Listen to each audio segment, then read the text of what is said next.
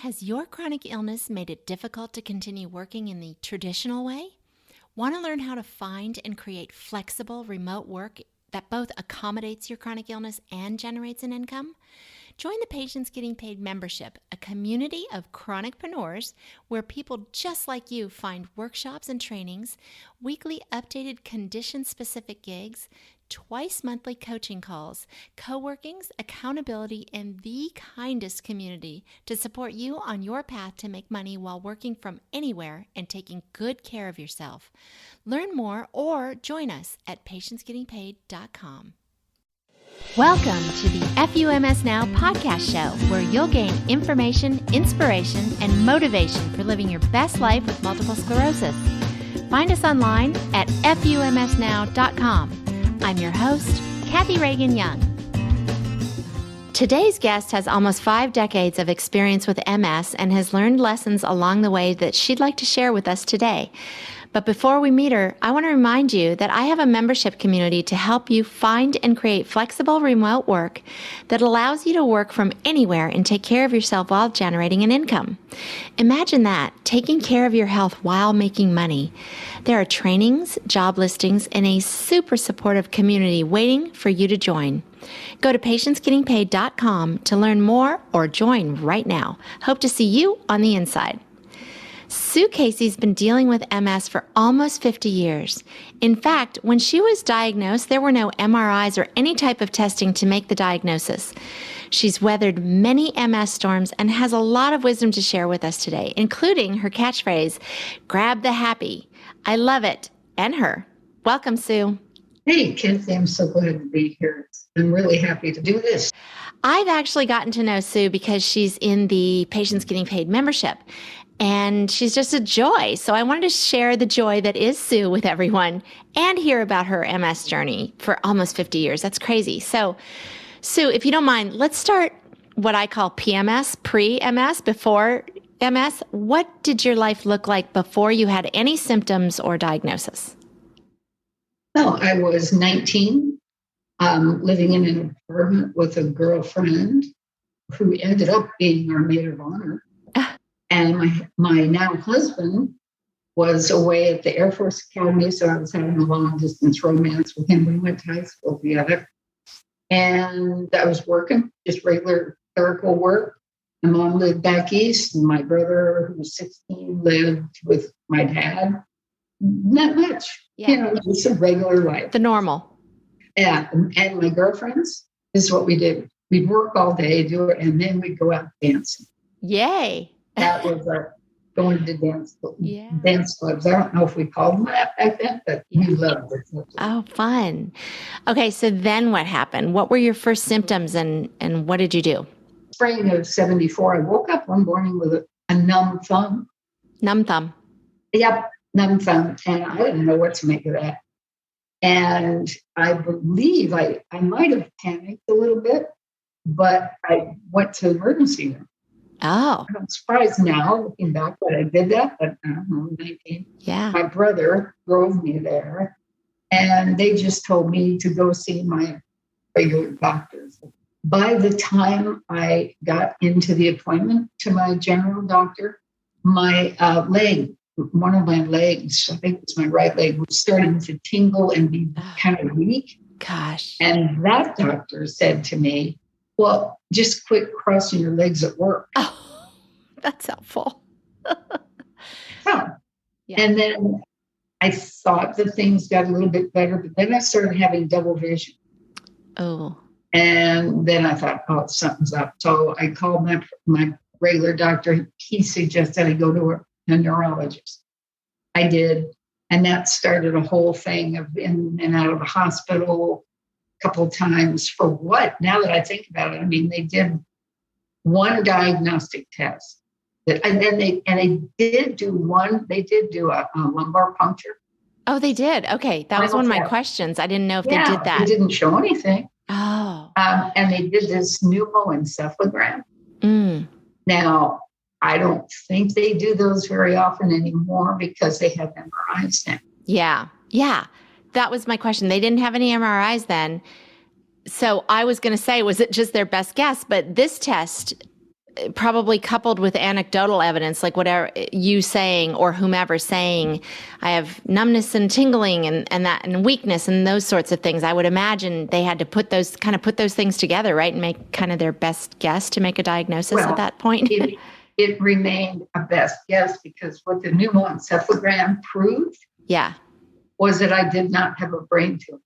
That's it. Yeah. I mean, we still talk today about it being, a diagnosis of exclusion, but it's much easier now because we have evidence like, on the MRIs and whatnot. But back then it really was, exclusionary. Okay. You don't have a brain tumor, must be MS. Yeah. And the only thing that they told me to look ahead at was because they did not mention MS. They just said, let us know if there are any other symptoms. Oh, gosh. Let us know how things go. And things got a little bit better. But then there was this time I still had some symptoms, and I was on the phone with my brother. I don't know how he came up with this. Thank you to my brother. He said, have you ever considered that you might have multiple sclerosis? He was 16. Holy cow. Yeah. And I said, I've wondered, and I'll talk to my doctor. And they said, it's a possibility, but the only way we'll know is if you have symptoms come back and they get better and come back, like relapse. Yeah. I don't even know if they had a name for relapsing remitting back then. Right. They didn't delineate them.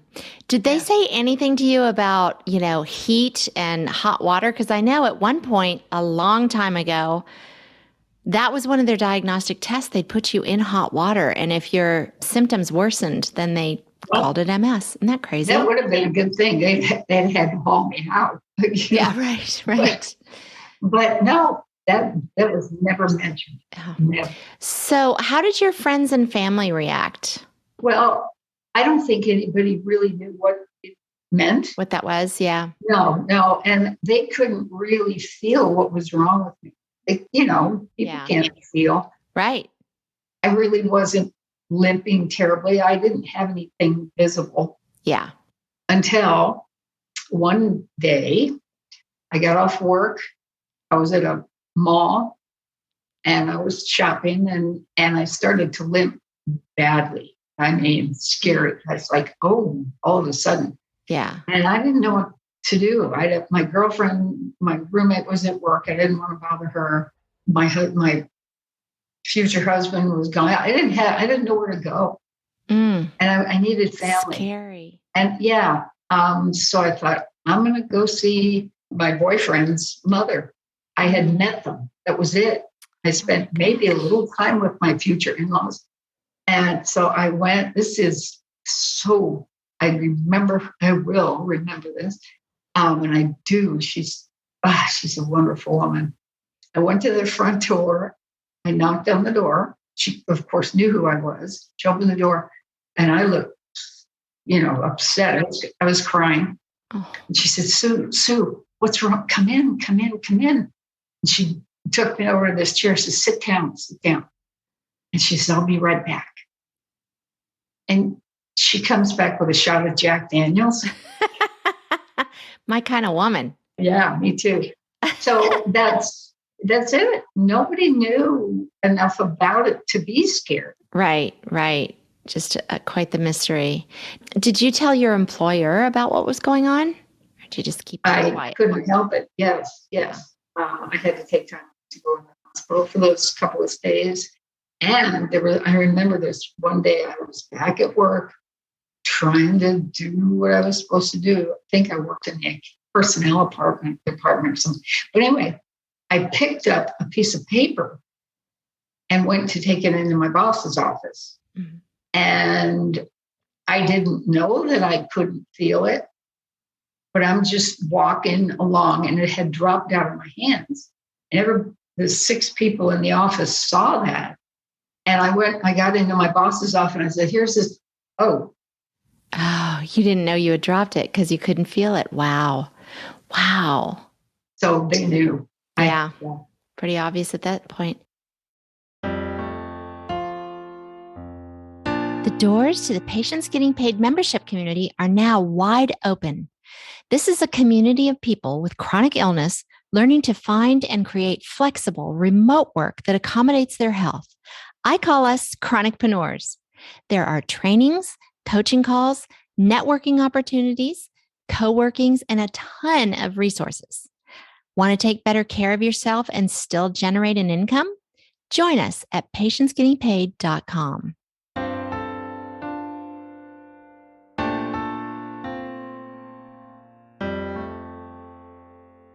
I know you had said that your doctor told you never to marry or have children, but happily you went against that advice, didn't you? You I guess rebel. so. Yes, I did. How long have you been married? Oh gosh, 46 years, I think. Wow, fantastic. 47 years. I was married in 76. Yeah. Oh, that's so great. And you always express to me how supportive your husband is too. It's just lovely, the relationship that you've shared with me. It's just so lovely. He's extremely helpful. I'm the wife, so we get a little bit bossy, me, wives. What? Yes. I don't know what you're talking about. Takes one to know one. But I feel bad, but he can't feel how I feel. Yeah. He tries so hard to just anticipate every single thing I want. And he does a good job. Gosh, he's become an excellent cook too. You need to clone this guy. I hear all these women leaning in right now going, okay, how did you do that? Yeah, well, it was when in high school, when he brought me that Valentine's Day card that I really had been noticing him before he gave me this Valentine's Day card. And I'm just like crazy in love. Years later, he says, oh, that Valentine's Day card, did you notice there was a footprint on it? And it was in Spanish. And I said, no, I don't remember that. I didn't care. Love is blind. It was. Have you ever been on any of the MS meds? Once, 2 weeks on Copaxone back in 2000, and I started to itch. Oh. And that was it. Yeah. That was it. And it's kind of like, this is how I think of myself. Picture when you're watching the Olympics and there's that line with the swimmers ahead. Yeah. Yeah. I feel like I've been ahead of it. And, I went, they didn't have anything while I was relapsing or remitting. They didn't have anything. Right. And then by the time they had something, I had secondary depressive. Oh, we don't have anything for that. Yeah. Right. So obviously you've been dealt a difficult hand here, but you certainly don't wallow in it or live in the what-ifs, and you're not negative or angry. I mean, you're quite amazing. In fact, you're just the opposite of those things. Tell everyone about your mantra, grab the happy. I love this. Oh, well, one, I feel blessed that I've been able to ease into this disease. If I was in a wheelchair like I am now, when I was first diagnosed, I would be in a whole different mindset. My husband said to me, you didn't used to want to reach out at the beginning to other people with MS. I said, no, I didn't. I didn't want to know how bad it could get. I didn't want to see that. Yeah. Because I wasn't that bad. So I just lived my life. I got married. I had 2 children. I was a nursery nurse for years. So I was blessed. But now I say, for instance, grab the happy. It's like the thought of MS is completely out of my mind when my grandson looks at his Mima. Oh, yeah. Oh, yeah. I start to cry. So that moment, that MS, who cares? There's that. Or on a more funny note, who would have ever imagined that I would enjoy folding hand towels? Right. But I do. You grabbed your happy. Yeah, I grabbed that. It was like, I used to think about folding towels and going, oh, geez, I got to do the laundry. Right. Right. But I've got this great walk-in closet with drawers and cabinets, and I figured out a way. I can't do big towels because I can't really lift them. Yeah. But hand towels, washcloths, and I have a system, and I feel so accomplished. Yeah. It's like appreciate the smaller things. I am very blessed. This has worked out. I live on a suburban lake. I go out our back door, and there's our patio and dock. And I look out there, and here's a moment. I don't know what kind of bird this is. Looks like an owl, but it's not. Or it looks like a penguin. I don't know what the name of those are. I know I have to get it. There's an app for that. Yeah, I don't know what it is, but now I'm dying to know what kind of I know. bird you got there. But I named him Gilbert. Oh. I don't know why. but I'll look outside and it's like, oh, honey, Gilbert's out here again. We haven't seen him in, there's certain little things. It's like, wait, this is what matters. Yeah. Yeah. This is what matters. Oh, I love that. Yeah, I love that. I love that. And you've made me so happy with the noticing and the being mindful, and you've taught me a lot about that. And I'm so grateful that you're coming on my show to share this with everybody, because you're just really a joy to be around, to be honest. I told you this, I think the second or third time that we met, and I said, it's like, I feel like I get a hug from you every time you pop on the Zoom call, and you exude kindness and love and joy. And, some people in your situation would not exude any of those things, and in fact, just the opposite. But you're obviously doing better because of that. And that was a decision that you have made, which is the point I'm trying to bring to people. At some point, you do have a decision to make, no matter how good or how bad your life is, right? And your decision to notice the little things and be grateful for them, and be kind of in the moment, and not thinking the what ifs and all the horribleness that could be coming your way. Because let's be honest, I always say MS is like life magnified, because bad things could be coming to anyone at any time. That's the truth. And it's just like it's been magnified for us because we got a diagnosis, which to me just means you get a heads up, right? And so you get to notice the things and be grateful for the little things. And you just exemplify that. And obviously you're a happy person because of that. Well, most of the time, I think about, wait a minute, yes, I'm sitting in a wheelchair, but I still notice that happy. Yeah. So I'm sitting down. Yeah, I'd rather be standing up, maybe. Yeah. Because my view out our bedroom window is way better than my husband's is, because I'm lower and I can see the clouds and sky. That is so great. I love that. So everybody, what we need to take from this is grab the happy. I mean, just look around you and find what makes you happy and grab it. And just concentrate on that. I love it. Thanks so much for being here today, Sue. I adore you, and I am so grateful to have you in my life and in the Patients Getting Paid membership, where I get to see you all the time. So one more thing before we go. We here in the FUMS Nation speak to the stupid diseases it deserves, and we tell it FUMS every day.